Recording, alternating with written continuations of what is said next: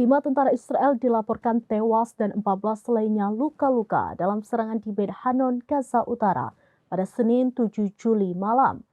Serangan tersebut terjadi saat pasukan IDF tengah melakukan operasi di wilayah tersebut dan tiba-tiba menjadi sasaran ledakan 3 bom rancau berturut-turut yang disusul baku tembak.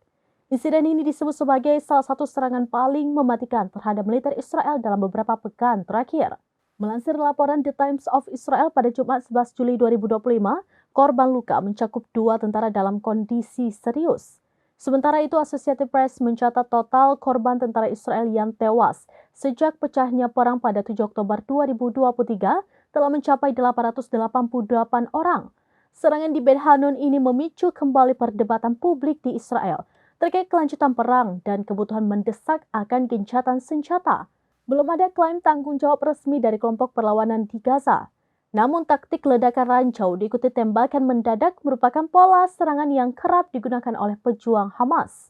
Peristiwa ini terjadi di tengah upaya diplomatik yang sedang berlangsung antara Israel dan Amerika Serikat untuk mencapai kesepakatan gencatan senjata di jalur Gaza selama 60 hari.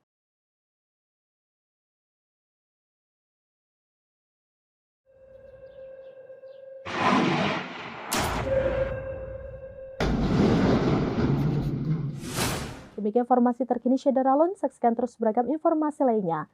Jangan lupa like dan share seluruh akun serampinis.com. Download Tribun X sekarang, menghadirkan lokal menjadi Indonesia.